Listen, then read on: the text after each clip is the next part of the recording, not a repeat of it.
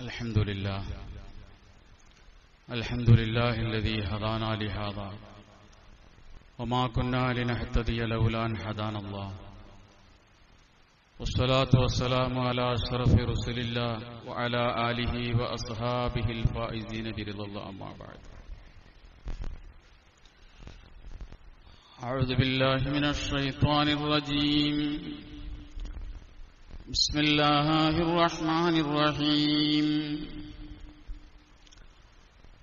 إن في خلق السماوات والأرض واختلاف الليل والنهار لآيات لأولي الألباب الذين يذكرون الله قياما وقعودا وعلى جنوبهم ويتفكرون في خلق السماوات والأرض ربنا ما خلقت هذا باطلا سبحانك فقنا عذاب النار.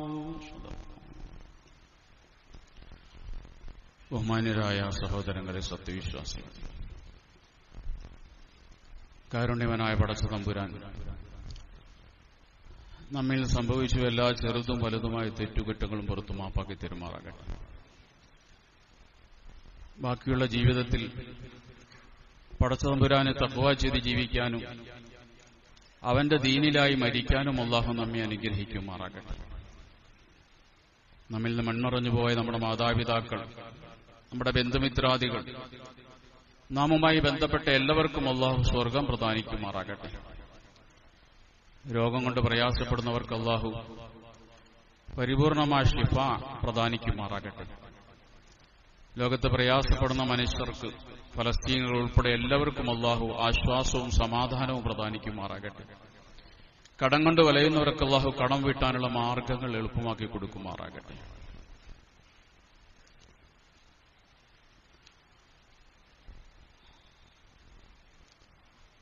ഏറെ നാളായി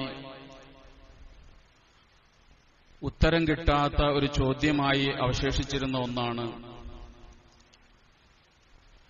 കോഴിയാണോ ആദ്യമുണ്ടായത്, കോഴിമുട്ടയാണോ ആദ്യമുണ്ടായത് എന്നുള്ളത്. കോഴിയാണ് ആദ്യമുണ്ടായതെന്ന് പറഞ്ഞാൽ കോഴിമുട്ടയില്ലാതെ എങ്ങനെ കോഴിയുണ്ടായി എന്ന ചോദ്യത്തിന് മറുപടി പറയേണ്ടി വരും. കോഴിമുട്ടയാണ് ആദ്യമുണ്ടായതെന്ന് പറഞ്ഞാൽ കോഴിയില്ലാതെ എങ്ങനെ കോഴിമുട്ട ഉണ്ടായി എന്ന ചോദ്യത്തിന് മറുപടി പറയേണ്ടി വരും. ഉത്തരമില്ലാത്ത ഈ ചോദ്യത്തിന് ശാസ്ത്രലോകം 2010 ഉത്തരം കണ്ടെത്തി. അവർ കണ്ടെത്തിയത് ആദിയിൽ കോഴിയുണ്ടായി, പിന്നെ കോഴിമുട്ട ഉണ്ടായി എന്നാണ്. കോഴിയുണ്ടായിട്ടാണ് കോഴിമുട്ട ഉണ്ടായത് എന്നാണ് ശാസ്ത്രത്തിന്റെ കണ്ടുപിടുത്തം. ലണ്ടനിലെ ഷെഫീൽഡ് വാർവിക് എന്ന് പറയുന്ന ലോകപ്രസിദ്ധമായ ഒരു യൂണിവേഴ്സിറ്റി ഉണ്ട്. ആ യൂണിവേഴ്സിറ്റിയിലെ ശാസ്ത്രജ്ഞരാണ് ഇത് സംബന്ധമായിട്ട് സംയുക്തമായൊരു പഠനം നടത്തിയത്. ആ പഠനത്തിലെ അവരുടെ കണ്ടെത്തലാണ് കോഴി ഉണ്ടായിട്ടാണ് കോഴിമുട്ട ഉണ്ടായത് എന്നുള്ളത്. അതിന് അവർ പല തെളിവുകളും നിരത്തുന്നുണ്ട്. പ്രധാനമായും അവർ പറഞ്ഞൊരു തെളിവ്, കോഴിമുട്ടയിലുള്ള ഒരു പ്രധാനപ്പെട്ട പ്രോട്ടീനാണ് ഓവൽ ബുമിൻ എന്ന് പറയുന്നത്. കോഴിമുട്ടയുടെ വെള്ളയിൽ 50-55% ഈ പ്രോട്ടീനാണ്. പലപ്പോഴും ഹൃദ്രോഗം വന്ന ആളുകൾക്ക് അവരുടെ പ്രഷർ നിയന്ത്രിക്കാൻ വേണ്ടി ഡോക്ടർമാര് കോഴിമുട്ടയുടെ വെള്ള കഴിക്കാൻ വേണ്ടി നിർദ്ദേശിക്കാറുണ്ട്. അത് ഈ പ്രോട്ടീൻ അതിനകത്തുള്ളതുകൊണ്ടാണ്. ഇപ്പൊ ഈ പ്രോട്ടീൻ ഉണ്ടാകണമെങ്കിൽ കോഴി ആദ്യമുണ്ടായാലേ, എന്നിട്ട് കോഴിമുട്ട ഉണ്ടായാലേ കോഴിമുട്ടയിൽ ഈ പ്രോട്ടീൻ ഉണ്ടാകൂ. അതുകൊണ്ട് കോഴിയാണ് ആദ്യമുണ്ടായത് എന്നാണ് ആ ശാസ്ത്രലോകം കണ്ടെത്തിയത്. അപ്പോഴും ഉത്തരം കിട്ടാത്ത മറ്റൊരു ചോദ്യമുണ്ട്. ആരാണ് ആദ്യത്തെ കോഴിയെ ഉണ്ടാക്കിയ ആൾ? ആദ്യം മുട്ടയിടാൻ ഒരു കോഴി ഉണ്ടായെങ്കിൽ ആ കോഴിയെ ഉണ്ടാക്കിയതാര് എന്ന ചോദ്യത്തിന് ശാസ്ത്രലോകം ഇന്നേ വരെ മറുപടി പറഞ്ഞിട്ടില്ല.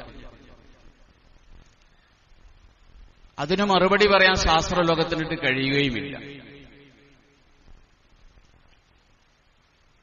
വിശ്വാസികളെ സംബന്ധിച്ചിടത്തോളം അതിനൊരു മറുപടിയുണ്ട്. ആ കോഴിയെ ഉണ്ടാക്കിയവന്റെ പേരാണ് അല്ലാഹ് അല്ലെങ്കിൽ ദൈവം എന്നൊക്കെ വിളിക്കുന്നത്. ഫിലിപ്പീൻസ് എന്ന് പറയുന്ന ഏഷ്യയിലെ ഏറ്റവും വലിയ ക്രൈസ്തവർ താമസിക്കുന്ന രാജ്യം, പ്രത്യേകിച്ച് കത്തോലിക്ക ക്രൈസ്തവരാണ് ഫിലിപ്പീൻസിൽ ഏറ്റവും കൂടുതൽ താമസിക്കുന്നത്. ഈ ഫിലിപ്പീൻസിൽ 2016 മുതൽ 2022 വരെ പ്രസിഡന്റായിരുന്ന ഒരു വ്യക്തിയാണ് റോഡിറ്റോ ടുട്ടർട്ടോ എന്ന് പറയുന്ന മനുഷ്യൻ. അദ്ദേഹത്തിന്റെ പേര് തന്നെ ഒരു വിചിത്രമാണ്. ഇദ്ദേഹം പ്രസിഡന്റായിരുന്ന ഈ കാലഘട്ടത്തിൽ അദ്ദേഹം ഒരു പ്രഖ്യാപനം നടത്തിയുണ്ടായി. അദ്ദേഹം പറഞ്ഞത്, ദൈവമുണ്ടെന്ന് തെളിയിച്ചാൽ ഞാൻ എന്റെ പ്രസിഡന്റ് പദവി രാജിവെക്കാം. ഫിലിപ്പീൻസ് എന്ന് പറയുന്ന 116 ദശലക്ഷം മനുഷ്യന്മാര് താമസിക്കുന്ന വലിയൊരു രാജ്യത്തിന്റെ പ്രസിഡന്റാണ് പറയുന്നത്, ദൈവമുണ്ടെന്ന് എന്റെ മുന്നിൽ ആരെങ്കിലും തെളിയിച്ചാൽ ഈ രാജ്യത്തിന്റെ പ്രസിഡന്റ് പദവി അപ്പോൾ ഞാൻ രാജിവെക്കാം. അതിന് അദ്ദേഹം ആവശ്യപ്പെടുന്ന തെളിവ്, ദൈവത്തിന്റെ കൂടെ നിങ്ങൾ ആരെങ്കിലും നിൽക്കുന്ന ഒരു ചിത്രം എന്നെ കാണിച്ചു തരണം,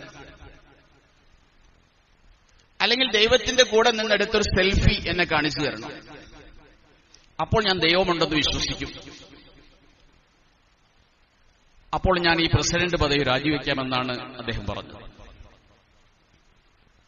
അദ്ദേഹം മുമ്പും ഫിലിപ്പീൻസിൽ വിവാദങ്ങൾ സൃഷ്ടിച്ചയാളാണ്. ഒരിക്കൽ അദ്ദേഹം പറയുന്നുണ്ട് ഒരു പ്രസംഗ മധ്യേ, ദൈവമുണ്ടെങ്കിൽ ദൈവം മണ്ടനാണ്. അങ്ങനെ ദൈവത്തെ മണ്ടനാക്കി ഫിലിപ്പീൻസിൽ കത്തോലിക്ക ക്രൈസ്തവർക്കിടയിൽ വലിയ വിവാദങ്ങൾ സൃഷ്ടിച്ചൊരു മനുഷ്യനാണ് ഈ ഫിലിപ്പീൻസിന്റെ 2016 മുതൽ 22 കാലയളവിൽ പ്രസിഡന്റായിരുന്ന ഈ മനുഷ്യൻ.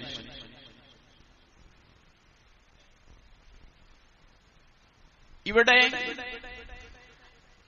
കോഴിയെ ആദ്യം സൃഷ്ടിച്ചു, അല്ലെങ്കിൽ കോഴി ആദ്യം ഉണ്ടായി എന്ന് തെളിയിക്കാൻ, ആരാ കോഴിയെ ഉണ്ടാക്കിയെന്ന് തെളിയിക്കാൻ, ഫിലിപ്പീൻസിന്റെ പ്രസിഡന്റ് പറഞ്ഞതുപോലെ ഒരു ദൈവമുണ്ടെന്ന് തെളിയിക്കാൻ ഭൗതിക ശാസ്ത്രത്തിന് കഴിയില്ല. ഭൗതിക ശാസ്ത്രത്തെ സംബന്ധിച്ചിടത്തോളം ദൈവം എന്നുള്ളത് അവരുടെ ചർച്ചാ വിഷയമല്ല. കാരണം ദൈവം എന്ന് പറയുന്നത് വിശ്വാസവുമായി ബന്ധപ്പെട്ട കാര്യമാണ്. അതിഭൗതിക കാര്യമാണ് വിശ്വാസങ്ങൾ എന്നുള്ളത്. ശാസ്ത്രത്തിന്റെ ചർച്ചയ്ക്കുള്ളിൽ ഒരിക്കലും അതിഭൗതിക കാര്യങ്ങൾ വരാറില്ല. ഭൗതിക കാര്യങ്ങൾ മാത്രമേ ശാസ്ത്രം ചർച്ചയ്ക്കെടുക്കാറുള്ളൂ. അതുകൊണ്ട് ശാസ്ത്രം എന്തുകൊണ്ട് ദൈവത്തെ പറയുന്നില്ല എന്ന് ചോദിക്കുന്നതിൽ പ്രസക്തിയില്ല. നോബൽ സമ്മാനം നേടിയ പീറ്റർ മിട്ടുവർ എന്ന് പറയുന്ന വലിയൊരു ചിന്തകനുണ്ടായിരുന്നു.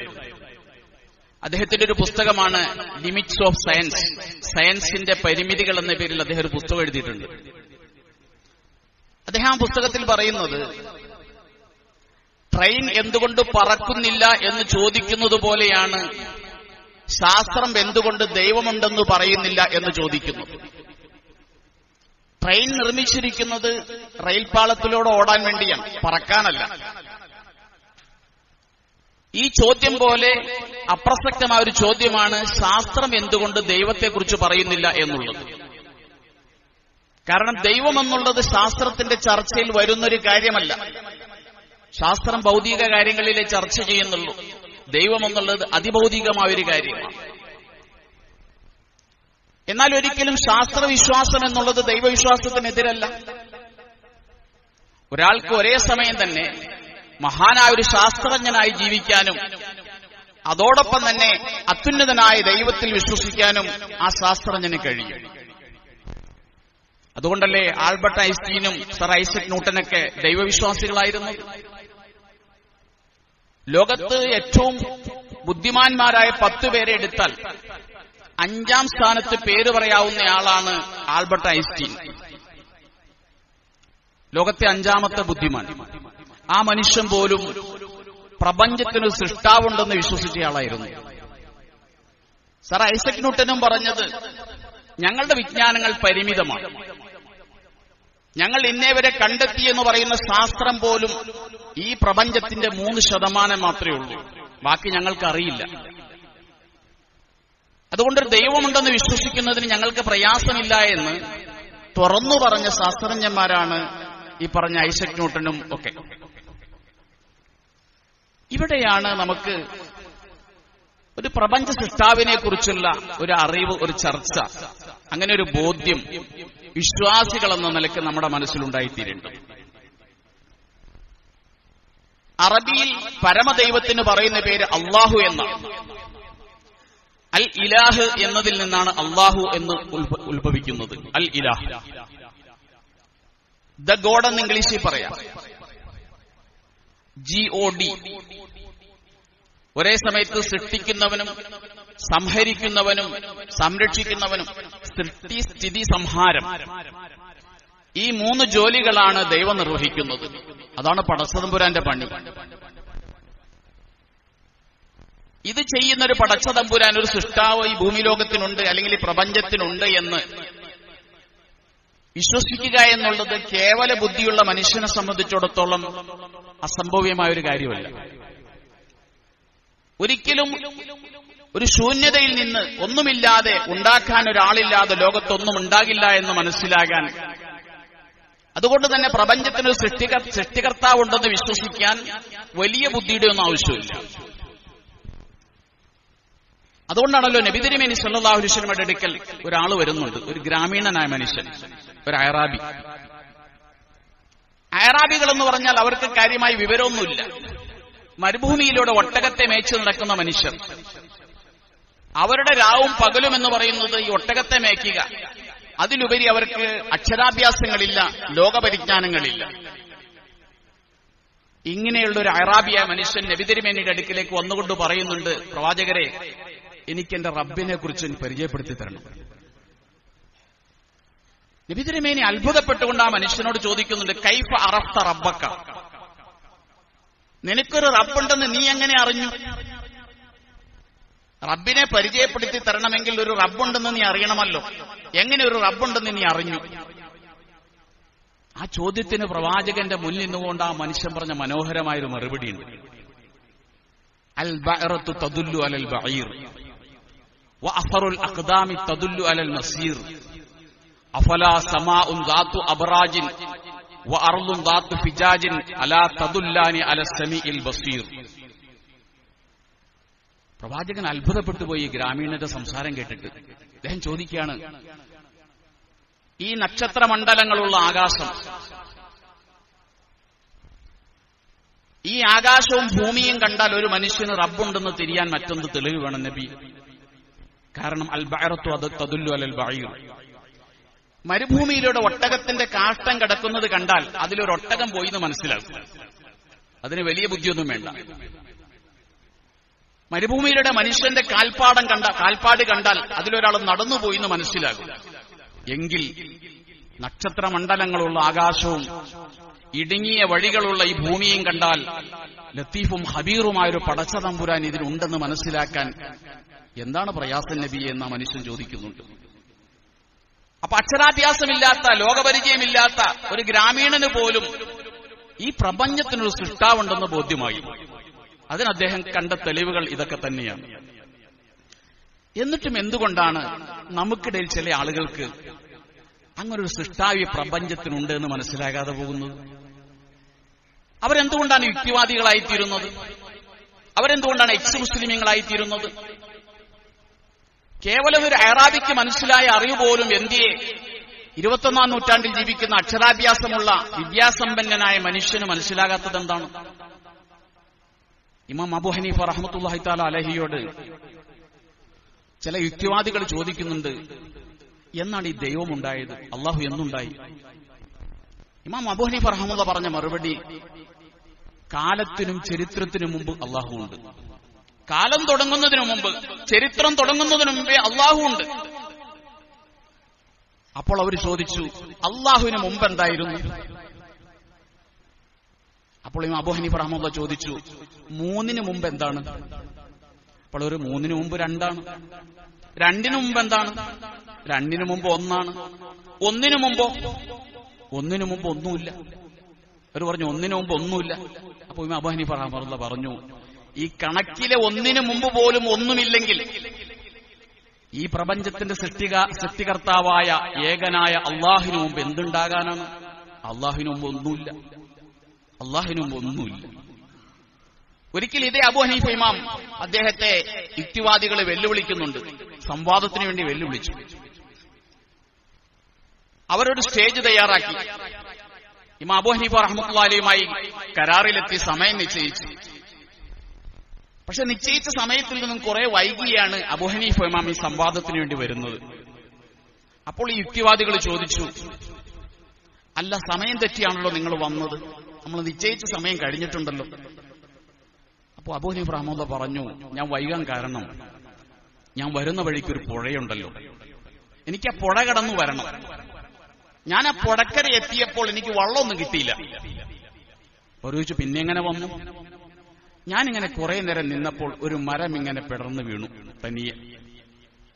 ഞാൻ നോക്കി നിൽക്കിയ മരം ഇങ്ങനെ പലകകളായി മാറി. ഞാൻ നോക്കി നിൽക്കിയ പലകകൾ ഒരു വള്ളമായി മാറി. ഞാൻ ആ വള്ളത്തിൽ കയറി ഇങ്ങ് വന്നതാണെന്ന് പറഞ്ഞു. അപ്പോൾ അവർ പറഞ്ഞു, ഇത് നുണയാണ്, അങ്ങനെ സംഭവിക്കില്ല. തനിയൊരു മരം ഇങ്ങനെ പിടർന്നു വീഴുക, അത് തന്നെ പലകകളാകുക, അത് തനിയെ വള്ളമാകുക, അത് നടക്കൂലാത്ത കാര്യമാണെന്ന് പറഞ്ഞു.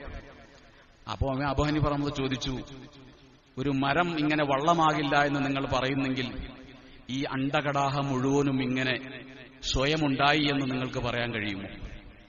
നിങ്ങൾ പറയുന്നത് അങ്ങനെയാണല്ലോ, ഇതൊക്കെ ഇല്ലായ്മയിൽ നിന്ന് വെറുതെ ഉണ്ടായി എന്നാണല്ലോ പറയുന്നത്. ഒരു വള്ളം പോലും ഒരു മരം മറിഞ്ഞ് സ്വയം ഉണ്ടാകില്ലെങ്കിൽ എങ്ങനെയാണ് ഈ പ്രപഞ്ചം തനിയെ ഉണ്ടാവുക? ഈ പ്രപഞ്ചത്തിന്റെ പിന്നിൽ ഒരു സൃഷ്ടാവുണ്ടെന്ന് മനസ്സിലാക്കാൻ, ഒരു സർവശക്തൻ ഉണ്ടെന്ന് മനസ്സിലാക്കാൻ ഈ ഒരു കേവല യുക്തി തന്നെ മതിയല്ലോ എന്ന് ഇമാം അബൂ ഹനീഫ റഹ്മത്തുള്ളാഹി അവരോട് ചോദിക്കുന്നു. അതുകൊണ്ട് സൃഷ്ടാവുണ്ടെന്ന് മനസ്സിലാക്കാൻ മനുഷ്യൻ അള്ളാഹു നൽകിയ ബുദ്ധി തന്നെ യഥേഷ്ടം മതിയാകും. അള്ളാഹു മനുഷ്യരോട് പറയുന്നത്, നിങ്ങൾക്ക് ഞാൻ നൽകിയ ഒരു ബുദ്ധി എന്ന് പറയുന്ന ഒരു സവിശേഷ കാര്യമുണ്ട്, മറ്റൊരു സൃഷ്ടിക്ക് ഞാനത് കൊടുത്തിട്ടില്ല. മനുഷ്യനെ അള്ളാഹു ബുദ്ധി എന്ന സവിശേഷത കൊണ്ട് സൃഷ്ടിച്ചിരിക്കുന്നത് ഈ ബുദ്ധി ഉപയോഗപ്പെടുത്തിയിട്ട് സൃഷ്ടാവിനെ കണ്ടെത്താനാണ്. പക്ഷെ ഇന്നത്തെ യുക്തിവാദികൾ സത്യത്തിൽ അവരുടെ ബുദ്ധി ഉപയോഗപ്പെടുത്തുന്നില്ല, അവർക്കേ ബുദ്ധിയില്ല. ഒരു മനുഷ്യന് ബുദ്ധിയുണ്ടെങ്കിൽ, യുക്തിയുണ്ടെങ്കിൽ, യുക്തി കൊണ്ട് അവൻ കണ്ടെത്തേണ്ടത് യഥാർത്ഥത്തിൽ സൃഷ്ടാവിനെയാണ്. അല്ലാഹു വിശുദ്ധ ഖുർആനിൽ എത്ര സ്ഥലത്താണ് അഫലാ തതദബ്ബറൂൻ, നിങ്ങൾ ചിന്തിക്കുന്നില്ലേ, അഫലാ തഅഖിലൂൻ, നിങ്ങൾ ആലോചിക്കുന്നില്ലേ, മനസ്സിലാക്കുന്നില്ലേ? വിശുദ്ധ ഖുർആൻ ചിന്തയുടെ ഗ്രന്ഥമാണ്, ആലോചനയുടെ ഗ്രന്ഥമാണ്. ഖുർആൻ പറയുന്നത് ആലോചിക്കൂ, ചിന്തിക്കൂ, പഠിക്കൂ, എന്നിട്ട് നിങ്ങൾ സൃഷ്ടാവിനെ കുറിച്ച് മനസ്സിലാക്കൂ എന്ന ചിന്തയുടെ വലിയ സന്ദേശമാണ് മനുഷ്യർക്ക് മുന്നിൽ ഖുർആൻ മുന്നോട്ട് വയ്ക്കുന്നത്. എത്ര സ്ഥലത്ത് തിരുനബി സല്ലല്ലാഹു അലൈഹി വസല്ലം പാതിരാത്രി കഴിഞ്ഞാൽ എഴുന്നേൽക്കും, ഒളൂ ചെയ്ത് ആകാശത്തേക്ക് നോക്കിക്കൊണ്ട് പ്രവാചകൻ ഓതാറുള്ള ഒരു ആയത്തുണ്ട്, ഇന്ന ഫീ ഖൽഖിസ് സമാവാതി വൽ അർളി വഖ്തിലാഫിൽ ലൈലി വൻ നഹാരി ലആയാതിൽ ലിഉലിൽ അൽബാബ്. തിരുനബി പാതിരാത്രി മുറ്റത്തിറങ്ങി ആകാശത്തേക്ക് നോക്കിയിട്ട് ആയത്ത് ഓതാറുണ്ട്. ഇന്ന ഫീ ഖൽഖിസ് സമാവാതി വൽ അർളി, ആകാശങ്ങളുടെ സൃഷ്ടിപ്പിൽ, ഭൂമിയുടെ സൃഷ്ടിപ്പിൽ, രാപ്പകലുകൾ മാറി മാറി വരുന്നതിൽ ലആയാതിൽ ലിഉലിൽ അൽബാബ്, ചിന്തിക്കുന്ന മനുഷ്യന്മാർക്ക് ദൃഷ്ടാന്തമുണ്ട്. ചിന്തിക്കുന്നവർക്ക് ഈ ഭൂമിയും ഈ ആകാശവും കണ്ടാൽ തന്നെ ഇതിന്റെ പിന്നിലുള്ള സൃഷ്ടാവിനെ കണ്ടെത്താൻ കഴിയും. ആരാണ് ചിന്തിക്കുന്നവർ? അല്ലദീന യദ്കുറൂനല്ലാഹ ഖിയാമൻ വഖുഊദൻ വഅലാ ജുനൂബിഹിം, നിന്നും കിടന്നും ഇരുന്നും അല്ലാഹുവിനെ കുറിച്ച് ഓർക്കുന്ന ആളുകൾ. തിരുനബി സല്ലല്ലാഹു അലൈഹി വസല്ലം പറഞ്ഞു, ഈ ആയത്ത് ഓതിയിട്ട്, വൈലുൽ ലിമൻ ലാഖഹാ ബൈന ലഹിയതൈഹി വലം യതഫക്കറു ഫീഹാ. ഈ രണ്ട് ആയത്തുകളെ കുറിച്ച് ഇത് ഓതിയിട്ട് ഇതിനെക്കുറിച്ച് ചിന്തിക്കാത്തവന് നരകമാണ്. വിശുദ്ധ ഖുർആനിൽ ഒരു ആയത്തിനെ കുറിച്ച് ചിന്തിച്ചിട്ട് നരകമുണ്ടെന്ന് പ്രവാചകൻ പറഞ്ഞിട്ടുണ്ടെങ്കിൽ ഈ ആയത്താണ്. ചിന്തിക്കാൻ വേണ്ടി പറഞ്ഞ ആയത്ത്, ആകാശഭൂമികളുടെ സൃഷ്ടിപ്പിനെ കുറിച്ച് ചിന്തിക്കാൻ പറഞ്ഞ ആയത്തിനെ കുറിച്ചാണ് തിരുനബി പറഞ്ഞത്. ഇതിങ്ങനെ വെറുതെ ഓതിവിടാനുള്ളതല്ല, ഇത് ചിന്തിക്കേണ്ടതാണ്, ആലോചിക്കേണ്ടതാണ്, പഠിക്കേണ്ടതാണ് എന്ന് തിരുനബി സല്ലല്ലാഹു അലൈഹി വസല്ലം ഈ ആയത്ത് ഓതിയിട്ട് പറയാറുണ്ടായിരുന്നു. അതുകൊണ്ട് സൃഷ്ടികളെ നോക്കിയിട്ടൊരു സൃഷ്ടാവിനെ കണ്ടെത്തുക, ഇതാണ് മനുഷ്യൻ ചെയ്യേണ്ടത്. എന്നിട്ടാണ് സൃഷ്ടാവിനെ നിഷേധിക്കുന്ന കാര്യത്തെക്കുറിച്ച് ആലോചിക്കേണ്ടത്. ഇന്ന് എക്സ് മുസ്ലിമീങ്ങൾ എന്ന് പറയുന്ന ഒരു വിഭാഗമുണ്ട്. സത്യത്തിൽ ഈരാറ്റുപേട്ടയിൽ എക്സ് മുസ്ലിമീങ്ങൾ ഉണ്ടെന്ന് ഞാനൊരാളോട് ഇങ്ങനെ പറഞ്ഞപ്പോ ഒരാളിങ്ങനെ എന്നോട് ചോദിക്കുക, ഈരാറ്റുപേട്ടയിൽ എക്സ് മുസ്ലിമീങ്ങളോ? ഈരാറ്റുപേട്ടയിൽ ഒരിക്കലും ഉണ്ടാകാൻ പാടില്ലായിരുന്നു എക്സ് മുസ്ലിമീങ്ങൾ. നീന്തലറിയാത്ത മത്സ്യങ്ങൾ കടലിലുണ്ടെന്ന് പറഞ്ഞാലും ഈരാറ്റുപേട്ടയിൽ എക്സ് മുസ്ലിമീങ്ങൾ ഉണ്ടാകാൻ പാടില്ലായിരുന്നു. കാരണം ഈ മണ്ണ് അങ്ങനെയുള്ളൊരു മണ്ണല്ല. ഇന്ന് തെക്കൻ കേരളത്തിൽ അറിയപ്പെട്ട പണ്ഡിതന്മാരെല്ലാം, ഉലമാക്കളെല്ലാം അഖിലവും ഈരാറ്റുപേട്ടയിൽ നിന്ന് ഇൽമു പഠിച്ചവരോ ഈരാറ്റുപേട്ടക്കാരെ ഇൽമു പഠിപ്പിച്ചവരാണ്. പ്രസിദ്ധമായ 3 ദർസുകളിലൂടെ വിജ്ഞാനം നുകർന്നവരോ വിജ്ഞാനം പകർന്നു കൊടുത്തവരാണ് ഇന്ന് തെക്കൻ കേരളത്തിലെ മിക്ക പണ്ഡിതന്മാരും. തെക്കൻ കേരളത്തിലെ പൊന്നാനി എന്നാണ് ഈരാറ്റുപേട്ടയെക്കുറിച്ച് മറ്റു നാട്ടുകാർ പറയാറുള്ളത്. വിജ്ഞാനത്തിന്റെ കേന്ദ്രം, ആലിമീങ്ങളുടെ കേന്ദ്രം, ഇസ്ലാമിന്റെ പവിത്രമായ അന്തസ്സാർന്ന അഭിമാനമായ ഒരു കേന്ദ്രം. ഇവിടെ ഒരിക്കലും എക്സ് മുസ്ലിമീങ്ങൾ ഉണ്ടാകാൻ പാടില്ലായിരുന്നു. ദൗർഭാഗ്യകരമെന്ന് പറയട്ടെ, ഇവിടെയും എക്സ് മുസ്ലിമീങ്ങൾ ഉണ്ടായി എന്നുള്ളത് ഗൗരവത്തോടുകൂടി നമ്മൾ കാണേണ്ട ഒരു വിഷയമാണ്. വളരെ ഗൗരവത്തോടെ കാണണം. അതിനെ അത്ഭുതപ്പെടുത്തിയൊരു കാര്യം, എല്ലാ മതത്തിൽ നിന്നും മതം വിട്ടുപോകുന്ന ആൾക്കാരുണ്ട്. ഹിന്ദു മതം ഉപേക്ഷിച്ചു പോകുന്ന ആൾക്കാരുണ്ട്. ക്രിസ്തു മതം ഉപേക്ഷിച്ചു പോകുന്ന ക്രിസ്ത്യാനികളുണ്ട്. പക്ഷെ അവരാരും എക്സ് ഹിന്ദു എന്നോ എക്സ് ക്രിസ്ത്യൻ എന്നോ ഉപയോഗിക്കാറില്ല. പക്ഷെ ഇസ്ലാം വിടുമ്പോൾ മാത്രം അവർക്ക് ഈ വാല് മുറിക്കാൻ കഴിയില്ല. അവർ എക്സ് മുസ്ലിം എന്ന പേരിൽ അറിയപ്പെടാനാണ് ആഗ്രഹിക്കുന്നത്. അത് തന്നെ ഈ ഇസ്ലാമിന്റെ മഹത്വത്തിന് തെളിവാണ്.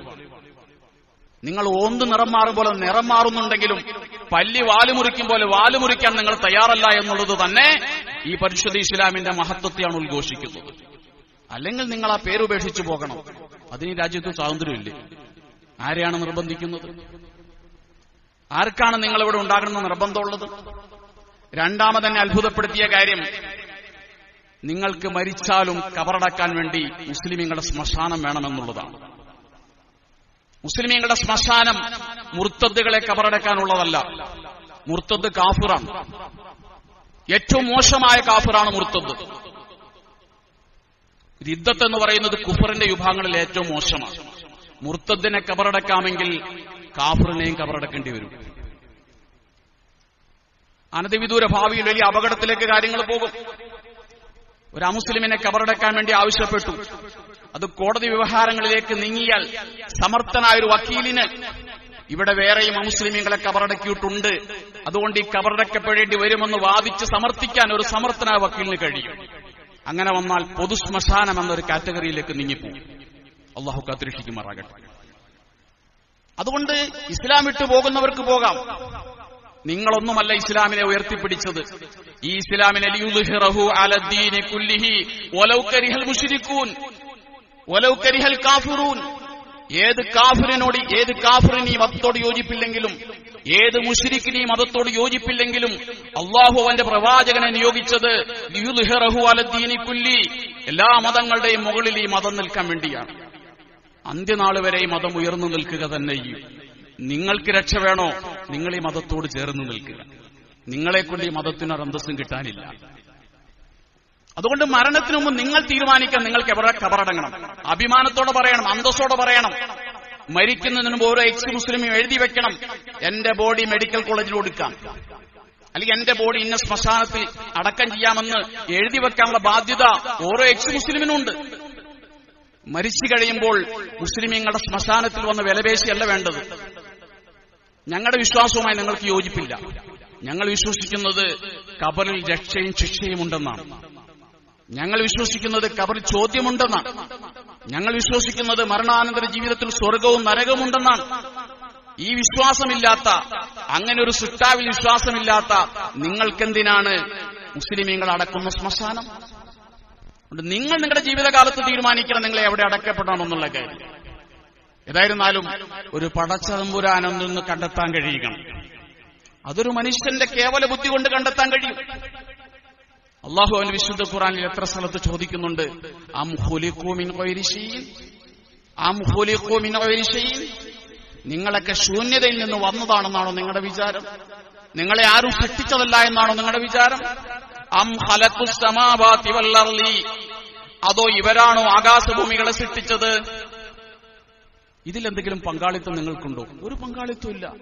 നിങ്ങളാരും ശൂന്യതയിൽ നിന്ന് സൃഷ്ടിക്കപ്പെട്ടവരല്ല. നിങ്ങളെ കൃത്യമായി ഞാൻ സൃഷ്ടിച്ചതാണ്. എന്റെ സൃഷ്ടികളാണ് നിങ്ങൾ. മനുഷ്യൻ അല്ലാഹു നൽകിയിരിക്കുന്ന കേവല ബുദ്ധി ഉപയോഗപ്പെടുത്താനാണ്. കണ്ടതിൽ നിന്നും കാണാത്തതിനെ അനുമാനിക്കാൻ കഴിയുന്ന യുക്തിക്കാണ് ബുദ്ധി എന്ന് പറയുക.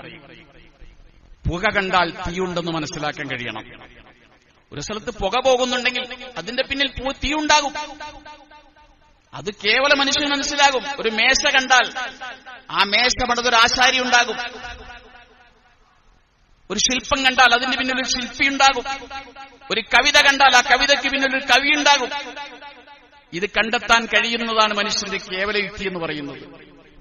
മേശ കാണുമ്പോൾ ആ മേശയിലൂടെ ആ മേശ പണിത ആശാരിയുടെ കഴിവിനെ കണ്ടെത്താൻ കഴിയണം. അങ്ങനെ കണ്ടെത്താൻ കഴിയുമ്പോഴാണ് അത് കണ്ടു എന്ന് പറയാൻ കഴിയുക. അല്ലാതെ മേശ കാണാൻ പട്ടിക്കും കഴിയും, പൂച്ചയ്ക്കും കഴിയും. പട്ടിയും പൂച്ചയും ഒരു മേശ കാണും പോലെയാണോ മനുഷ്യൻ കാണേണ്ടത്? മനുഷ്യൻ കാണേണ്ടത് അതിനപ്പുറത്തുള്ള ഒരു കഴിവിനെ കുറിച്ച്, അത് നിർമ്മിച്ചൊരു ആശാരിയെ കുറിച്ചാണ്. എങ്കിൽ ഈ വിശാലമായ ലോകം അനന്തം അജ്ഞാതം അവർണ്ണനീയം ഈഗോള ലോകം തിരിയുന്ന മാർഗം അതിങ്കലെങ്ങാണ്ട് ഒരിടത്തിരുന്ന് നോക്കുന്ന മർത്യൻ കഥയെന്തറിഞ്ഞൊന്ന് നാലപ്പാട് നാരായണമേനോൻ ചോദിച്ചതുപോലെ ഈ അനന്തമായ ലോകത്തിന്റെ ഏതോ ഒരു കോണിലിരുന്നിട്ട് അവൻ അഹങ്കരിക്കുകയാണ്. അവൻ പറയുകയാണ് ദൈവമില്ല, അള്ളാഹു ഇല്ല, ഇസ്ലാം ശരിയല്ല. ഇവനെന്ത് കണ്ടു? അതുകൊണ്ട് അവനവന്റെ കേവല ബുദ്ധിയെങ്കിലും ഉപയോഗപ്പെടുത്തിക്കൊണ്ട് സൃഷ്ടാവിനെ കണ്ടെത്തണം. നബി സല്ലല്ലാഹു അലൈഹി വസല്ലം പറഞ്ഞു, ഇന്ന ശൈത്താന ലയഹ്ദി അഹദക്കും, പിശാച് നിങ്ങളുടെ അടുക്കൽ വരും. എന്നിട്ട് ഫയഖൂലു, പിശാച് ചോദിക്കും, മൻ ഖലഖസ് സമാവാതി, ആരാണ് ആകാശങ്ങളെ സൃഷ്ടിച്ചത്? അപ്പോൾ നിങ്ങൾ പറയും അള്ളയാണ്. ആരാണ് ഭൂമിയെ സൃഷ്ടിച്ചത്? അപ്പോൾ നിങ്ങൾ പറയും അള്ളയാണ്. അങ്ങനെ ഓരോന്നിനെ കുറിച്ച് ചോദിക്കുമ്പോൾ നിങ്ങൾ അതിന് അള്ളാഹു എന്ന് മറുപടി നൽകും. അവസാനം പിശാച് നിങ്ങളോട് ചോദിക്കും, മൻ ഖലഖല്ലാ, ആരാണ് ഈ അള്ളാഹിനെ സൃഷ്ടിച്ചത്? അവസാനം പിശാച് നമ്മുടെ മനസ്സിൽ ഇട്ടുതരുന്ന ചോദ്യമാണ്, മൻ ഖലഖല്ലാ, ആരാണ് ഈ പടച്ചോനെ സൃഷ്ടിച്ചത്? വിശ്വാസങ്ങൾ പറഞ്ഞു, ഫൈദാ ബലഗ ദാലിക, നിങ്ങളുടെ ചോദ്യം അവിടം വരെ എത്തിക്കഴിഞ്ഞാൽ പിന്നെ നിർത്തണം, അവിടെ നിർത്തണം, പിന്നെ അങ്ങോട്ട് പോകരുത്. അള്ളാഹുവിനെ സൃഷ്ടിച്ചാർന്ന് ചോദിക്കരുത്. കാരണം അത് നിങ്ങളെ ശിർക്കിലേക്ക്, നിങ്ങളെ തെറ്റിലേക്ക്, നിങ്ങളെ അവിശ്വാസത്തിലേക്ക് നിങ്ങളെ കൊണ്ടുപോകും. ഇത് നമ്മളോട് ചോദിക്കുന്നത് രണ്ടു തരം പിശാചുക്കളുണ്ട്, ശൈത്താനുൽ ഇൻസും ശൈത്താനുൽ ജിന്നും. ഒന്നിരിക്കൽ ജിന്നുകളിൽപ്പെട്ട പിശാചുക്കളായിരിക്കാം, അല്ലെങ്കിൽ മനുഷ്യരിൽപ്പെട്ട പിശാചുക്കളായിരിക്കാം മനുഷ്യനോട് ഇങ്ങനെ ചോദിക്കുന്നത്. അതുകൊണ്ട് സഹോദരങ്ങളെ, നമുക്ക് പടച്ചവൻ വരാനെ കണ്ടെത്താൻ കഴിയണം. അബൂബക്കർ സിദ്ദീഖ് റളിയല്ലാഹു അൻഹു പറയുന്നുണ്ട്, അൽ അജ്സു അൻ ദർക്കിൽ ഇദ്റാഖി ഇദ്റാഖു വൽ ബഹ്സു അൻ സിർരി കുൻഹി ദാതി ഇശ്റാഖ്. പടച്ചതമ്പുരാനെ കുറിച്ച് ചിന്തിച്ച് അവസാനം അവന്റെ യാഥാർത്ഥ്യം മനസ്സിലാകുന്നില്ല എന്നുള്ളതാണ് യഥാർത്ഥത്തിൽ പടച്ചവനെ മനസ്സിലാക്കൽ. അതാണ് യഥാർത്ഥത്തിൽ മനസ്സിലാക്കൽ. അള്ളാഹുവിന്റെ യാഥാർത്ഥ്യത്തെക്കുറിച്ച് ചിന്തിച്ച് അവസാനം ഒരു മനുഷ്യൻ ശിർക്കിലേക്ക് എത്തിപ്പെടാൻ സാധ്യതയുണ്ട്. അതുകൊണ്ട് ആ ചിന്ത അവിടെ അവസാനിപ്പിക്കണം. ആരാണ് അള്ളാഹുവിനെ സൃഷ്ടിച്ചതെന്ന ചോദ്യം ചോദിക്കേണ്ട ഒരു സമയം വന്നാൽ നമ്മൾ മനസ്സിലാക്കണം, പിശാച് നമ്മളിൽ കൂടിയിട്ടുണ്ട്. പിശാച് നമ്മളെ വഴിതെറ്റിക്കാൻ വേണ്ടി ശ്രമിക്കുന്നുണ്ട്. അതുകൊണ്ട് ചിലപ്പോൾ എല്ലാവരുടെയും ബുദ്ധി കൊണ്ട് ഇതൊന്നും കണ്ടെത്താൻ കഴിയില്ല. മുസ്ലിമീങ്ങൾക്ക് ബുദ്ധിക്ക് ചിലപ്പോൾ പരിമിതി ഉണ്ടാകാം.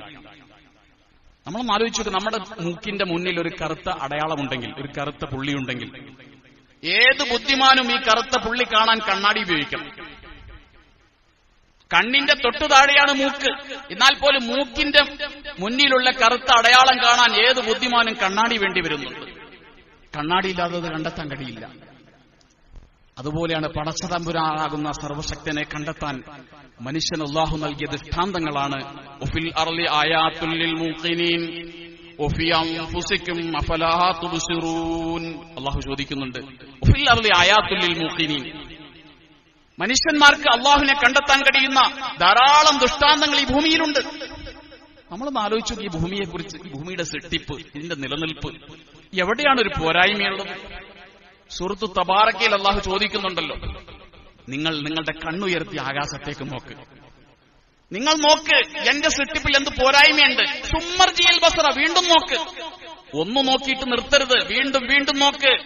എന്റെ ആകാശത്തിൽ എന്തെങ്കിലും പോരായ്മയുണ്ടോ? എന്റെ ഭൂമിയിൽ എന്തെങ്കിലും കുറവുകളുണ്ടോ? നിങ്ങൾ പറ. ആരാണ് സഹോദരങ്ങളെ ഇങ്ങനെ അന്യൂന്യമായി ഒരു ന്യൂനതകളുമില്ലാതെ ഈ ആകാശത്തെ സൃഷ്ടിച്ചവൻ ആരാണ്, ഈ ഭൂമിയെ സൃഷ്ടിച്ചവൻ ആരാണ്, ഇതിന്റെ പിന്നിൽ ഒരു ശക്തിയില്ല എന്നെങ്ങനെയാണ് എച്ച് മുസ്ലിമിന് യുക്തിവാദിക്ക് പറയാൻ കഴിയുക? എന്തെങ്കിലും പരിഷ്കരണം ആവശ്യമുണ്ടോ ആകാശത്തോ ഭൂമിയിലോ? വായു, വെള്ളം, ജലം, മണ്ണ്, ഇതെല്ലാം പടച്ചതമ്പുരാൻ ഈ സൃഷ്ടിച്ച സൃഷ്ടിപ്പിൽ ഒരു പരിഷ്കരണവും ഇന്നേ വരെ ആവശ്യമില്ലാത്ത രീതിയിൽ ഈ പ്രപഞ്ചം ഇങ്ങനെ സഞ്ചരിച്ചുകൊണ്ടിരിക്കുകയാണ്. വശംസു തജരീലി മുസ്തഖറില്ലഹ, സൂര്യൻ അതിന് നിശ്ചയിച്ച ഭ്രമണപഥത്തിലൂടെ സഞ്ചരിക്കുകയാണ്. വൽഖമറ ഖദ്ദർനാഹു മനാസില, ചന്ദ്രന് ഞാൻ ചില മനാസിലകൾ നിശ്ചയിച്ചിട്ടുണ്ട്, അതിലൂടെ ചന്ദ്രനും സഞ്ചരിക്കുകയാണ്. ഇത്ര കൃത്യമാണ് ഈ പോക്ക്. ആരാണ് ഇതിന്റെ പിന്നിൽ? ഇതെല്ലാം സ്വയം ചലിക്കുന്നതാണെന്ന് പറയാൻ ആർക്കാണ് കഴിയുക? ഇതിന്റെ പിന്നിലുള്ള ശക്തിയെ നിഷേധിക്കാൻ ആർക്കാണ് കഴിയുക? അള്ളാഹു ചോദിക്കുന്നു, വഫി അൻഫുസിക്കും, നിങ്ങൾ പ്രപഞ്ചത്തിലേക്കൊന്നും നോക്കണ്ട, നിങ്ങൾ നിങ്ങളിലേക്ക് നോക്ക്. നിങ്ങളെക്കുറിച്ച് പഠിച്ചാൽ തന്നെ നിങ്ങൾക്ക് റബ്ബിനെ അറിയാൻ കഴിയും. മൻ അറഫ നഫ്സഹു ഫഖദ് അറഫ റബ്ബഹു, സ്വന്തം ശരീരത്തെ തിരിച്ചറിഞ്ഞവൻ അവന്റെ റബ്ബിനെ തിരിച്ചറിയും. ഈ ശരീരം എത്ര അത്ഭുതമാണ്, എത്ര അത്ഭുതമാണ് ഈ ശരീരം. എത്ര അത്ഭുതമായിട്ടാണ് പടച്ചതമ്പുരാൻ ഈ ശരീരത്തെ സൃഷ്ടിച്ചത്. ഇത് എന്തെങ്കിലും കുറവുണ്ടോ? ഇങ്ങനെയല്ലാതെ ഈ മനുഷ്യനെ സൃഷ്ടിക്കാൻ കഴിയുമോ? ഇത്ര സൗന്ദര്യത്തിൽ നമുക്കെന്തെങ്കിലും ഒരു പരിഷ്കരണം നിർദ്ദേശിക്കും. കണ്ണ് ഇവിടെ ആകാൻ പാടില്ലായിരുന്നു, കണ്ണ് വേറെ മാറ്റണമായിരുന്നു, പറയാനുണ്ടോ? അള്ളാഹുവിന്റെ അഹ്സനുൽ ഖാലിഖീൻ, ഏറ്റവും നന്നായി സൃഷ്ടിക്കുന്നവനാണ് പടച്ചതമ്പുരാൻ. ഒരു കുറവുകളുമില്ലാതെ മനുഷ്യനെ സൃഷ്ടിച്ചു. മനുഷ്യ ശരീരത്തിൽ ഒരു കുറവില്ല. അടുത്ത കാലം വരെ 2006 വരെ 2007 വരെ അപ്പൻഡിക്സ് എന്ന് പറയുന്ന ഒരു അവയവമുണ്ട് മനുഷ്യ ശരീരത്തിൽ. ഈ അപ്പൻഡിക്സിനെ കുറിച്ച് ശാസ്ത്രത്തിന്റെ, മെഡിക്കൽ സയൻസിന്റെ ഒരു ധാരണ, ഇത് മനുഷ്യ ശരീരത്തിൽ ആവശ്യമില്ലാത്തൊരു അവയവമെന്നാണ്. ആവശ്യമില്ല, മനുഷ്യ ശരീരത്തിനൊരു പ്രയോജനവുമില്ലാത്ത അവയവമെന്നാണ് ഈ അപ്പൻഡിക്സിനെ കുറിച്ച് മെഡിക്കൽ സയൻസിന്റെ 2006-2007 വരെയുള്ള ഒരു ധാരണ. തന്നെയല്ല, ഇത് ചിലപ്പോൾ അപ്പൻഡിസൈറ്റിസ് എന്ന് പറയുന്ന ഒരു രോഗത്തിന് കാരണമാവുകയും ചെയ്യും. അതുകൊണ്ട് ചില സമയത്ത് ഡോക്ടർമാർ അത് മുറിച്ചു കളയും. എന്നാൽ 2007 ശാസ്ത്രലോകം അത് തിരുത്തി. അള്ളാഹു സൃഷ്ടിച്ച മനുഷ്യ ശരീരത്തിൽ ആവശ്യമില്ലാത്തൊരു കഷ്ണം പോലുമില്ല എന്ന് 2007 ശാസ്ത്രലോകം നമ്മളോട് വിളിച്ചു പറഞ്ഞു. അതിനും പ്രയോജനമുണ്ട്. മനുഷ്യ ശരീരത്തിൽ ദഹന പ്രക്രിയയ്ക്ക് ആവശ്യമായ ബാക്ടീരിയകളെ ഉൽപ്പാദിപ്പിക്കുന്നത് ഈ അപ്പൻഡിക്സാണ്. കോളറ പോലുള്ള, മസ്തിഷ്ക ജ്വരം പോലുള്ള അസുഖങ്ങൾ വന്ന് മനുഷ്യ ശരീരത്തിൽ ദഹനശേഷി കൊടുക്കുന്ന ബാക്ടീരിയകൾ നശിക്കുമ്പോൾ അതിനെ ഉൽപ്പാദിപ്പിക്കുന്ന ജോലിയാണ് ഇത് ചെയ്യുന്നത്. അതുകൊണ്ട് ശരീരത്തിന് അത് വേണമെന്ന് മെഡിക്കൽ സയൻസ് 2007 സമ്മതിക്കുന്നുണ്ട്. എന്ത് പോരായ്മയാണ്, എന്ത് കുറവാണ് മനുഷ്യനെ നിന്റെ സൃഷ്ടിപ്പിൽ അള്ളാഹു നിനക്ക് ചൂണ്ടിക്കാണിക്കാൻ കഴിയുക? ഇത്ര മനോഹരമായി നിന്നെ സൃഷ്ടിച്ച റബ്ബിനെ നിനക്കെങ്ങനെ നിഷേധിക്കാൻ കഴിയും? അങ്ങനെ ഒരു റബ്ബില്ല എന്ന് നിനക്കെങ്ങനെ പറയാൻ കഴിയും? നീ ആലോചിച്ചു നോക്കി പ്രപഞ്ചത്തെക്കുറിച്ചും നിന്റെ സൃഷ്ടിപ്പിനെ കുറിച്ചും. ഖുറാസാനിലൊരു നാട്ടുരാജാവ് ഉണ്ടായിരുന്നു. അദ്ദേഹത്തിന് ഒരിക്കൽ ശരീരത്തിൽ ചൊറി പിടിച്ചു. കൊട്ടാര വൈദ്യന്മാരൊക്കെ ചികിത്സിച്ചു, ചൊറി മാറുന്നില്ല. അവസാനം നാട്ടിൽ വിളംബരം ചെയ്തു, മഹാരാജാവിനൊരു മാറാവ്യാധി പിടിപെട്ടിരിക്കുന്നു, ചികിത്സിക്കാൻ ആരെങ്കിലും ഉണ്ടെങ്കിൽ വന്ന് ചികിത്സിക്കുക. ഇപ്പൊ ഒരാള് ചെണ്ടമുട്ടി ഇങ്ങനെ ടൗണിലൂടെ നടക്കുന്നുണ്ട്. അയാൾ വിളിച്ചു പറയുന്നുണ്ട്, മാറാത്ത ചൊറികൾ ഞാൻ മാറ്റും. രാജാവിനെ അറിയിച്ചു. ഒരാളിങ്ങനെ പറയുന്നുണ്ട്. രാജാവ് പറഞ്ഞു, അദ്ദേഹത്തെ കൊട്ടാരത്തിലേക്ക് കൊണ്ടുവരിക. അദ്ദേഹം രാജാവിന്റെ ഈ ചൊറി കണ്ടിട്ട് ഒരു മരുന്ന് നിർദ്ദേശിച്ചു. എന്താ മരുന്നെന്നറിയോ? മനുഷ്യന്റെ മലം ഉരുട്ടുന്ന ഒരു സൈസ് വണ്ടുണ്ട്, കറുത്ത വണ്ട്. ഈ വണ്ടിനെ കരിച്ച് അതിന്റെ പൊടി ഈ ചൊറിയിലിടാനാണ് വൈദ്യം കൽപ്പിച്ചത്. മഹാരാജാവിന്റെ അസുഖം മാറി. എന്നിട്ട് രാജാവ് പറയുന്നുണ്ട്, ഞാനൊരിക്കൽ ഈ വണ്ടിനെ കാണുമ്പോൾ ഞാൻ ആലോചിച്ചു, എന്തിനാണ് പടച്ചതമ്പുരാൻ ഈ വണ്ടിനെ സൃഷ്ടിച്ചത്? ഇതുകൊണ്ടെന്ത് പ്രയോജനമുണ്ട്? ഈ മനുഷ്യന്റെ വിസർജ്യം ഇങ്ങനെ ഉരുട്ടുക എന്നല്ലാതെ ഈ വണ്ട് കൊണ്ട് മനുഷ്യനെന്ത് പ്രയോജനം? അള്ളാഹു ഖുർആനിൽ പറയുന്നത്, ഖലഖലക്കും മാ ഫിൽ അർളി ജമീഅ, ഈ ഭൂമിയിലുള്ള സർവ്വതും നിങ്ങൾക്ക് വേണ്ടി സൃഷ്ടിച്ചു എന്നല്ല പറയുന്നത്. ഈ വണ്ടിനെ കൊണ്ടെന്ത് പ്രയോജനം? അള്ളാഹു എന്റെ സംശയം മാറ്റി തന്നു. എന്റെ ഈ ചൊറിക്കുള്ള മരുന്നാക്കി പടച്ചതമ്പുരാൻ ഇതിനെ നിശ്ചയിച്ചു തന്നു. നിങ്ങൾ പറ, ഈ ഭൂമി ലോകത്ത് എന്തുകൊണ്ടാണ് മനുഷ്യന് പ്രയോജനമല്ലാത്തത്? പാമ്പിന്റെ മൂർഖൻ പാമ്പെന്ന് കേട്ടാൽ നമുക്ക് പേടി വരും. അണലിയും കരിമൂർഖനൊക്കെ നമ്മെ പേടിപ്പിക്കുന്ന പേടി സ്വപ്നങ്ങളാണ്. പക്ഷേ അള്ളാഹു അതിനെ പോലും സൃഷ്ടിച്ചിരിക്കുന്നത് മനുഷ്യന് അനുകൂലമായിട്ടാണ്. ആന്റിവെനം എന്ന് പറയുന്ന വിഷത്തെ ഇറക്കാനുള്ള ആന്റിവെനം എന്ന് പറയുന്ന പ്രതിമരുന്ന്, ഈ ആന്റിവെനം ഉൽപ്പാദിപ്പിക്കുന്നത് പാമ്പിന്റെ വിഷത്തിൽ നിന്നാണ്. തന്നെയല്ല, കൽക്കട്ടയിലുള്ള medical science of biology lab അടുത്ത കാലത്തൊരു കണ്ടെത്തൽ നടത്തി. പാമ്പിൻ വിഷത്തിൽ നിന്നും അർബുദ രോഗത്തിന് മരുന്ന് കണ്ടെത്താമെന്ന. പ്രധാനമായിട്ടും പുരുഷന്മാരുടെ പോസ്റ്റേറ്റീവ് ഗ്രന്ഥിയിലുണ്ടാകുന്ന ക്യാൻസർ, സ്ത്രീകളുടെ ഗർഭാശയ ക്യാൻസർ, ശ്വാസകോശ ക്യാൻസർ, ഇത്തരം അസുഖങ്ങൾക്ക് ഈ വിഷപ്പാമ്പുകളുടെ വിഷം മരുന്നായി ഉപയോഗിക്കാമെന്നൊരു കണ്ടെത്തൽ അവർ നടത്തിയിട്ടുണ്ട്. ഒക്കെ ഡാറ്റയുണ്ട്.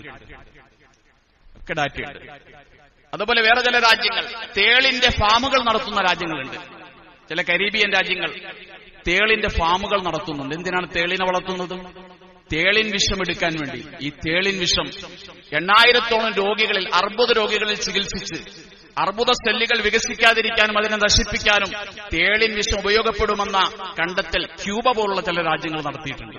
ഇതൊക്കെ ഡാറ്റയുണ്ട്.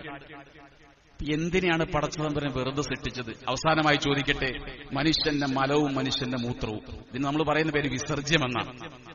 ഒരു ഉപയോഗമില്ലാത്ത സാധനം. ഇതിൽ നിന്ന് പോലും മനുഷ്യന് ധാരാളം പ്രയോജനങ്ങളുണ്ടെന്ന് ശാസ്ത്രലോകം കണ്ടെത്തുകയാണ്. ഒരു മനുഷ്യന് ഒരു ദിവസം ശരാശരി ഒഴിക്കുന്ന മൂത്രം 1 ലിറ്റർ മുതൽ 1.5 ലിറ്റർ വരെയാണ്. ലോകത്ത് 810 കോടി ജനങ്ങളുണ്ടെങ്കിൽ 1200 കോടി ലിറ്ററാണ് ഒരു ദിവസം മൂത്രമായിട്ട് ഭൂമിയിലേക്ക് ചെല്ലുന്നത്. 1200 കോടി ലിറ്റർ. 1 ലിറ്റർ മൂത്രത്തിൽ 10 ഗ്രാം നൈട്രജൻ ഉണ്ട് എന്ന് പറഞ്ഞാൽ ഒരു വർഷം ഒരു മനുഷ്യൻ മൂത്രമൊഴിക്കുന്ന മൂത്രത്തിൽ നിന്നും 1 ചാക്ക് വളം ഭൂമിക്ക് കിട്ടുന്നുണ്ട്.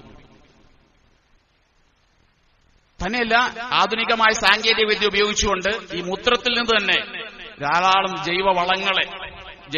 വളങ്ങളെ ഉണ്ടാക്കിയെടുക്കാൻ കഴിയുമെന്ന് ശാസ്ത്രം സമ്മതിക്കുന്നുണ്ട്. ഒരു മനുഷ്യൻ ഒരു ദിവസം അവന്റെ മലമായി വിസർജിക്കുന്നത് 120 മുതൽ 200 ഗ്രാം വരെയുള്ള മലമാണ്. 1.5 ലക്ഷം ടണ്ണാണ് 810 കോടി മനുഷ്യർ ഒരു ദിവസം മലവിസർജ്യമായി ഭൂമിയിലേക്ക് തള്ളുന്നത്. നമ്മളിതിന് വിസർജ്യമെന്നാ പറയുക. പക്ഷെ ഇതുപോലും ജർമ്മനിയിലെ ലാബിൽ ലോകത്തിന്റെ എല്ലാ ഭാഗത്തുള്ള വിവിധ ജാതി മനുഷ്യന്മാരുടെ മലവും മൂത്രവും സൂക്ഷിച്ചിട്ടുണ്ട്. എന്തിനാണെന്നറിയോ? ആരോഗ്യരംഗത്ത് വലിയ കുതിച്ചുചാട്ടം നടത്തുന്നു. ഇന്നിപ്പോ ലോക ആരോഗ്യ ദിനമാണ്. ആരോഗ്യ സംരക്ഷണ ദിനമാണ് ഡിസംബർ 12. എങ്ങനെയാണ് ഈ മരുന്നുകൾ കമ്പനി ഉൽപ്പാദിപ്പിക്കുക? രോഗങ്ങളെക്കുറിച്ച് പഠനം നടത്തുന്നത് ഈ ലാബിൽ സൂക്ഷിച്ചിരിക്കുന്ന മനുഷ്യന്റെ മലവും മൂത്രമൊക്കെ പരിശോധിച്ചിട്ടാണ്. എന്തെല്ലാം രോഗങ്ങൾ ഇപ്പൊ ലോകത്ത് നിലവിലുണ്ട്, എന്ത് മരുന്നിനതിൽ തയ്യാറാക്കണമെന്ന മെഡിക്കൽ സയൻസിന്റെ കണ്ടുപിടുത്തം പോലും ഇതിനെ ആശ്രയിച്ചിട്ടാണ്. തന്നെയല്ല, ഉദരസംബന്ധമായ ചില രോഗങ്ങൾക്ക് പോലും മനുഷ്യന്റെ വിസർജ്യം ക്യാപ്സ്യൂളാക്കി അല്ലെങ്കിൽ ദ്രവരൂപത്തിൽ അവന്റെ ദഹന പ്രക്രിയയിലേക്ക് കൊടുത്താൽ സാധിക്കുമെന്ന കണ്ടുപിടുത്തം ലോകത്ത്, കേരളത്തിൽ പോലും അത് കണ്ടുപിടിച്ച ഡോക്ടർമാരുണ്ട്. സഹോദരങ്ങളെ, ഇതെല്ലാം മുന്നിൽ വെച്ചുകൊണ്ട് നമ്മൾ ചോദിക്കുക, എങ്ങനെയാണ് ഒരു സൃഷ്ടാവ് ഈ ലോകത്തിലില്ല എന്ന് പറയാൻ കഴിയുക? ഈ പ്രപഞ്ചം വെറുതെ ഉണ്ടായി എന്ന് ആർക്കാണ് പറയാൻ കഴിയുക? ആർക്കാണ് യുക്തിവാദിയാകാൻ കഴിയുക? ആർക്കാണ് ഈ മതം വിട്ട് എക്സ് മുസ്ലിമാക്കി പോകാൻ കഴിയുക? അള്ളാഹു കാത്തുരക്ഷിക്കുമാറാകട്ടെ.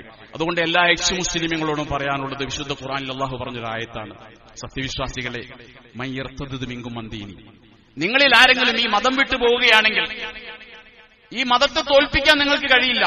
ഫസൗഫ യഅതില്ലാഹു ബിഖൗമിൻ, നിങ്ങൾ ഇവിടെ നിന്ന് പോകുമ്പോൾ ഈ മതത്തിലേക്ക് അല്ലാഹു വേറെ ചിലരെ കൊണ്ടുവരും. നിങ്ങളെപ്പോലുള്ളവരല്ല. അഇസ്സത്തിൻ അലൽ മുസ്ലിമീൻ, മുസ്ലിമീങ്ങൾക്ക് ശക്തി നൽകുന്ന ആളുകളാണ്. അദില്ലത്തിൻ അലൽ കാഫിരീൻ, സത്യനിഷേധികളെ മാറ്റി നിർത്തുന്ന, സത്യവിശ്വാസികൾക്ക് ശക്തി പകരുന്ന വേറെ കുറെ ആളുകളെയും കൂടി മതത്തിലേക്ക് കൊണ്ടുവരും. യുജാഹിദൂന ഫില്ലാ, അവർ അല്ലാഹുവിന്റെ മാർഗത്തിൽ ത്യാഗസമരം നടത്തും. ലാ യഖാഫൂന ലൗമത ലായിമിൻ, ഒരു ആക്ഷേപകന്റെയും ആക്ഷേപത്തെ അവർ ഭയപ്പെടുകയുമില്ല. നിങ്ങൾ കുറച്ച് ആളുകൾ ഇവിടുന്ന് പോയെന്ന് വിചാരിച്ച് ഈ മതം തോക്കൂല. ഈ മതത്തിലേക്ക് ബുദ്ധിജീവികൾ വന്നുകൊണ്ടിരിക്കും. ഇത് ഖുർആനിൽ അല്ലാഹു പറഞ്ഞ കാര്യമാണ്. അതുകൊണ്ട് നിങ്ങൾക്ക് ഈമാൻ വേണോ? നിങ്ങൾ തീരുമാനിച്ചോ. മടങ്ങി വരാൻ ഇനിയും സമയമുണ്ട്. തൗബ ചെയ്ത് കലിമ ചൊല്ലി, ഷഹാദത്ത് കലിമ ചൊല്ലി ഈ ഇസ്ലാമിലേക്ക് തിരിച്ചു വന്നാൽ നിങ്ങൾക്ക് ഈ ലോകത്തും രക്ഷപ്പെടാം, പരലോകത്തും രക്ഷപ്പെടാം. പടച്ചതമ്പുരാൻ രക്ഷപ്പെടുത്തുമാറാകട്ടെ. വാഹിർ ദഅവതി അനിൽ ഹംദുലില്ലാഹി റബ്ബിൽ ആലമീൻ.